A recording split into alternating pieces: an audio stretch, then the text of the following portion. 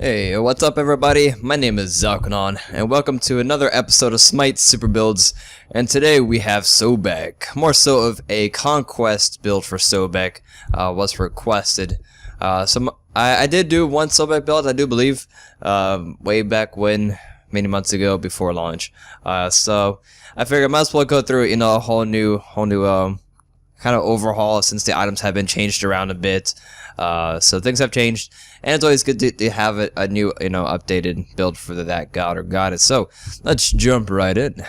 So this is specifically for conquest, like I mentioned earlier. So the typical guardian / support way to go as far as starting items is to buy Hand of Gods level 1, Eye of Providence level 1, Watcher's Gift as your starter item, and then a couple potions if you want. Sobek, he is pretty mana hungry, unless if you're really skilled with Sobek and you really conserve your mana. And by that I mean, like, don't waste your abilities on clearing minions.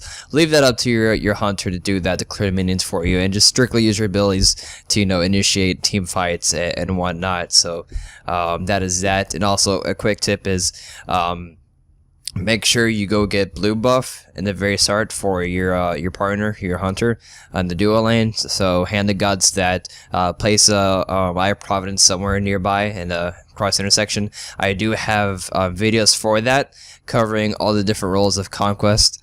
So be sure to check that on my channel. You click on my channel and you go down to my playlist, and it should be on there, Smite tips and tricks and whatnot. So you can check that out there. So besides all that wonderful stuff, so items.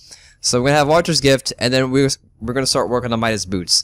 And I may ask him, why do I do this? It gives you no, movement speed increase while outside of combat, or no CDR, not CDR, sorry, cooldown, not cooldown.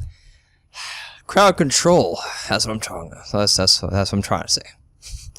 But the main reason is why having Midas Boots and Watcher's Gift mixed together, this is more so for Guardians, is that way you can get a lot of gold and start building your items. So since you're going to be leaving clearing lanes to your hunter, you're not going to be getting all the minions and whatnot. You're going to be roaming the jungle, try to initiate team fights, so you're not going to get many minions at all, or jungle buffs, or jungle buffs, killing those for XP and whatnot. So your overall gold is going to be really low, and you're going to be behind everybody else, which that is fine for a guardian support role, whatever you want to call it.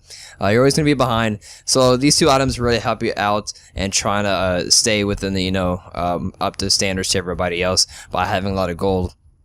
And this lets you, buy the heavy expensive items, like Sovereignty is rather expensive, but that's our third item, or second, depends on what you want to call it. So Sovereignty is a really great item to have. Get it early, giving you a 400 health, that's quite a bit, plus 65 physical protection, and on top of that you get a nice aura, which adds an additional 20 physical protection on top of you, and an additional 20 magical protection on top of you. So these aura items do stack on you, as well as give it to others around you. So this is very essential item to have on all guardian support. Even if you're a warrior in the support lane, or duo lane rather, sorry, you still want to grab this. It's a wonderful item for conquest. It's a must-have item to have. Next we can follow with Oracle of Hope, mainly for the HP and high magical protection reason. You can't go with Stone of Gaia if you don't mind losing a little health. But the thing with Sobek, his health per level, it's a little low compared to other gods like Athena, Ymir, Kumakarna, which they'll have about close to 100 plus 100 health per level. Sobek is like in the 80s, I believe, so that's quite a bit of difference. So it's good to have health items for Sobek, that way you can be tanky. So still, after having Oracle of Hope, your magical defense is going to be a little low, so I'm going to go ahead and pick up Void Stone. This adds a pretty fair amount of power to him, giving his ulti quite a bit of strength to it. His ulti does hit relatively hard towards mid to late game. So it's always good to have that.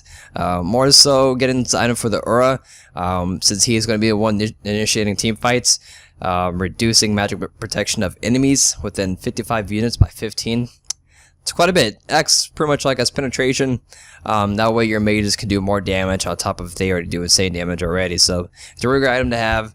It doesn't really matter if you lose a little bit of HP. Or, as you see on the bottom, our HP is fine once we're at level 20. So no worries there. Then finally, not finally, actually, we got a couple more things left. Mystical Mail. This is a wonderful item for Sobek, mainly because it really combines well with this ulti, slowing the enemies. Then finally, when you hit 4 again, or once the timer expires, it does damage. But in between all that nonsense, when you slow them, you're gonna do constant DPS with the aura effect with Mystical Mail, on top of you getting quite a bit of physical protection and health. And then finally, once all that wonderful jazz is finished, you definitely want to sell Watch Skip. You can sell this mid to late game, kind of depends on the pace of the game in which you're playing.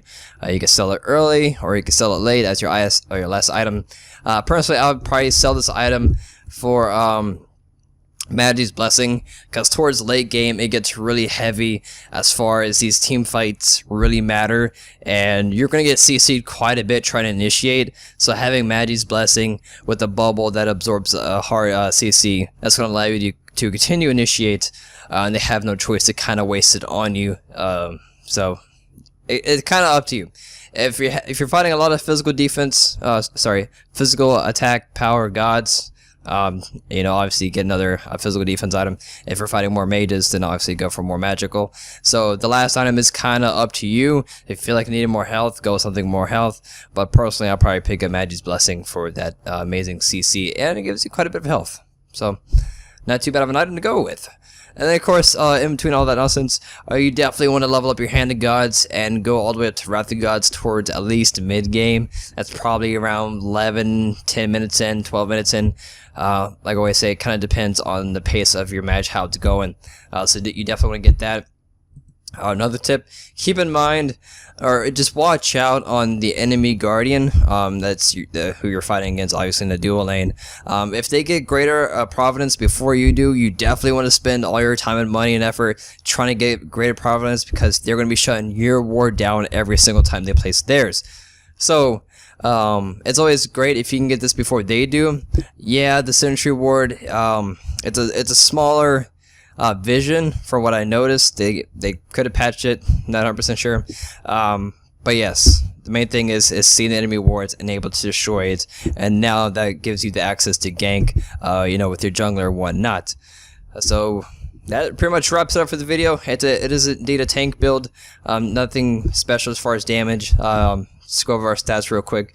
224 physical defense, 178 magical defense, 30,460 health, and 31 HP 5, so relatively good. So thanks for watching, and I'll see you guys later. Peace.